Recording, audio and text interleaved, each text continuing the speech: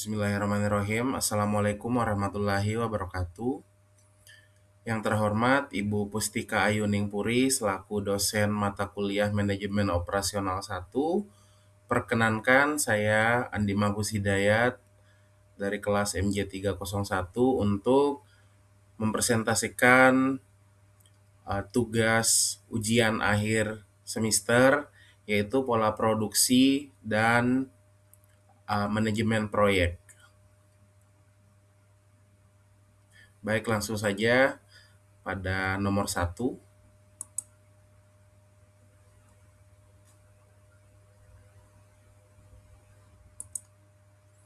Yaitu pola produksi PT HH.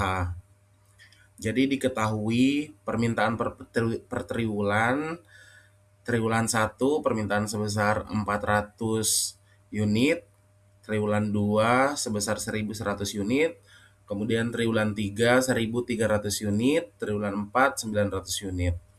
Jadi total permintaan setahun yaitu sebesar 3.700 unit.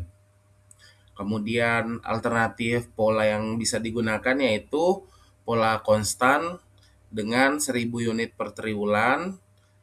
Yang kedua pola bergelombang, ya di mana produksi dilakukan sesuai dengan permintaan. Kemudian pola moderat di mana triwulan 1 dan 2 sebanyak 800 unit, triwulan 3 dan 4 sebanyak 1.200 unit. Untuk biaya-biayanya ada biaya simpan sebesar 250 per unit per triwulan, kemudian biaya subkontrak 600 per unit, biaya lembur 200 per unit jika produksi lebih dari 1.500 unit.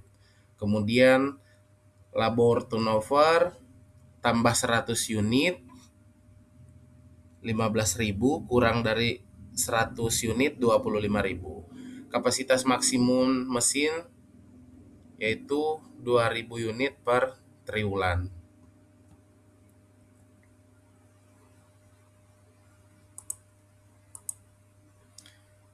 Selanjutnya kita hitung pola produksi konstan. Jika kita menggunakan pola produksi konstan yaitu 1.000 unit. Di mana triwulan 1 kita memproduksi 1.000 walaupun permintaan cuma 400. Jadi persediaan akhir ada 600. Seperti begitu juga dengan triwulan 2, 3 dan 4 kita tetap produksi 1.000, sementara permintaan di triwulan 2 ada 1.100. Jadi ada persediaan akhir sebanyak 500, kemudian di triwulan 3 ada permintaan 1.300, ada persediaan akhir sebesar 200, kemudian permintaan lagi 900 di triwulan 4, ada persediaan akhir sebanyak 300. Kemudian kita hitung biaya simpan. Jadi total persediaan itu 600 ditambah 500 ditambah 200 ditambah 300 itu totalnya 1.600 unit. Biaya simpannya 1.600 dikali 250 yaitu 400.000. Kemudian biaya labor turnover produksi tetap, jadi tidak ada perubahan tenaga kerja. Jadi 0. Kemudian biaya lembur produksi kurang atau sama dengan 1.500 unit. Tidak ada juga biaya lembur. Jadi total untuk biaya konstan yaitu sebesar 400.000. Kemudian kita hitung jika kita menggunakan pola bergelombang. Jadi pola bergelombangnya itu yaitu produksi sama dengan permintaan, tidak ada persediaan. Jadi biaya simpan sama dengan 0. Kemudian perubahan produksi dan biaya labor turnover untuk perubahan di triwulan 1 ke 2 ada biaya sebesar 105.000, triwulan kedua ke triwulan ketiga ada biaya sebesar 30.000, triwulan kedua ke triwulan keempat ada biaya 100.000. Total labor turnover itu 235.000 dan biaya lembur produksi maksimum 1.300 itu kurang dari 1.500, berarti tidak ada biaya lembur. Jadi total biaya untuk pola bergelombang adalah sebesar 235.000. Selanjutnya kita hitung pola moderat. Jadi di triwulan 1 kita produksi 800, triwulan kedua 800, triwulan ketiga diproduksi 1.200, triwulan keempat 1.200 juga. Kemudian permintaan di triwulan 1 400, ada persediaan 400, permintaan triwulan kedua ada 1.100, persediaan ada 100, triwulan ketiga 1.300, persediaan tidak ada, kemudian 1.200 di triwulan keempat permintaan ada 900, ada persediaan 300. Biaya simpan total persediaan yaitu 400 ditambah 100 ditambah 300 sama dengan 800 unit. Biaya simpan sama dengan 800 kali 250 sama dengan 200.000.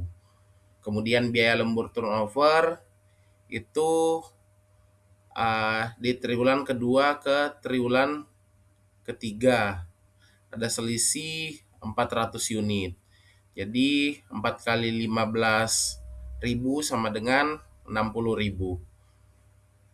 Kemudian biaya lembur produksi kurang dari 1.500, jadi tidak ada biaya lembur.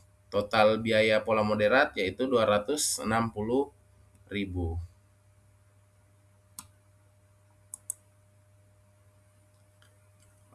Kemudian kita bandingkan ketiga pola tersebut. Jika kita menggunakan pola konstan, maka kita mengeluarkan biaya sebesar 400.000.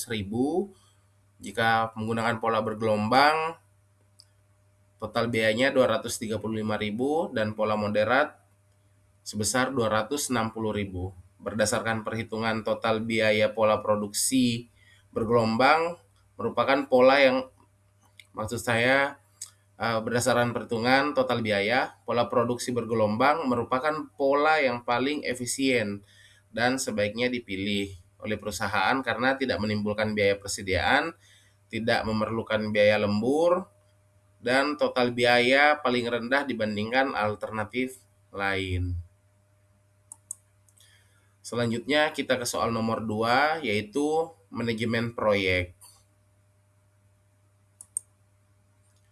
Jadi pada proyek ini ada 7 kegiatan dari A sampai G dengan durasi masing-masing. A 6 jam, B 7 jam, C 5 jam, D 6 jam, E 5 jam, F 8 jam, G 4 jam.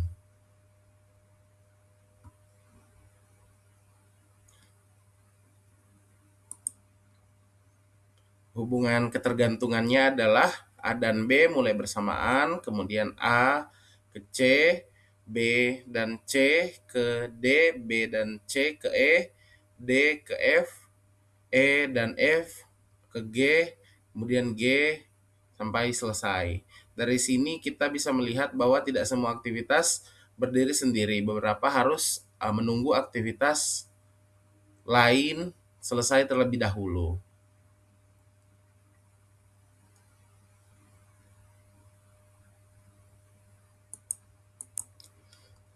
Secara logika, proyek dimulai dari 2 jalur paralel yaitu A dan B. Setelah A selesai, maka C dapat dimulai. Kemudian D dan E harus menunggu B dan C selesai, F menunggu D, dan terakhir G hanya bisa dimulai setelah E dan F selesai. Inilah yang menjadi dasar kita mengerjakan network diagram ini.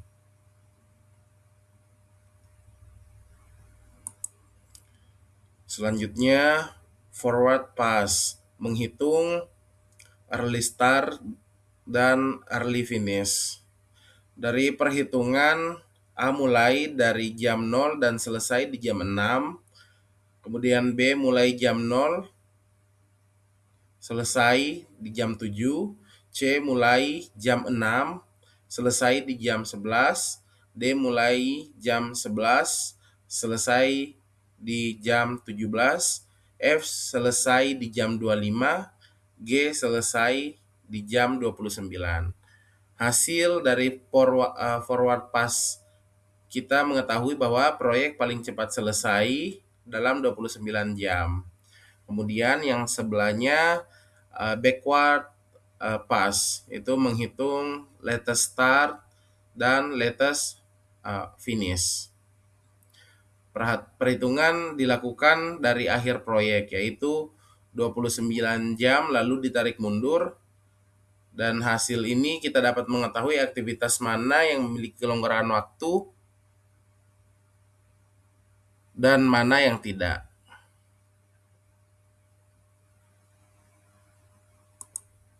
Selanjutnya perhitungan slack time. Slack time dihitung dengan rumus slack sama dengan latest start dikurang latest finish. Hasilnya yaitu A sama dengan 0, B sama dengan 4 jam, C 0, D 0, E 9 jam, F 0, G juga 0. Artinya kegiatan B memiliki toleransi keterlambatan 4 jam.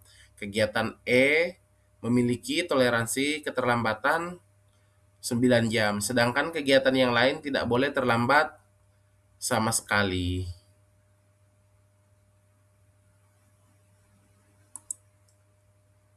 Jalur kritis proyek dari proyek ini adalah A ke C, ke D, ke F, lalu ke G, dengan total durasi jalur kritis yaitu 6 ditambah 5 tambah 6 ditambah 8 ditambah 4 sama dengan 29. Inilah durasi total proyek. Kemudian dari analisis ini dapat disimpulkan jalur kritis proyek adalah A, C, D, E, F, G, dan waktu penyelesaian proyek adalah 29 jam. Aktivitas pada jalur kritis tidak boleh mengalami keterlambatan. Aktivitas B dan E memiliki slack sehingga masih memiliki toleransi keterlambatan terbatas.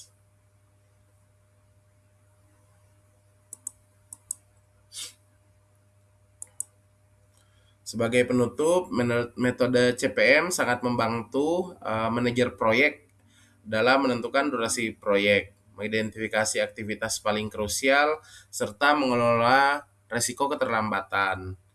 Dengan mengetahui jalur kritis, manajemen dapat lebih fokus mengawasi aktivitas yang benar-benar menentukan keberhasilan proyek. Terima kasih atas perhatian teman-teman semua yang mungkin menonton video saya, terkhusus kepada Ibu Pustika. Terima kasih banyak atas segala waktu dan ilmu yang telah diberikan. Mohon maaf atas segala kekurangan. Wassalamualaikum warahmatullahi wabarakatuh.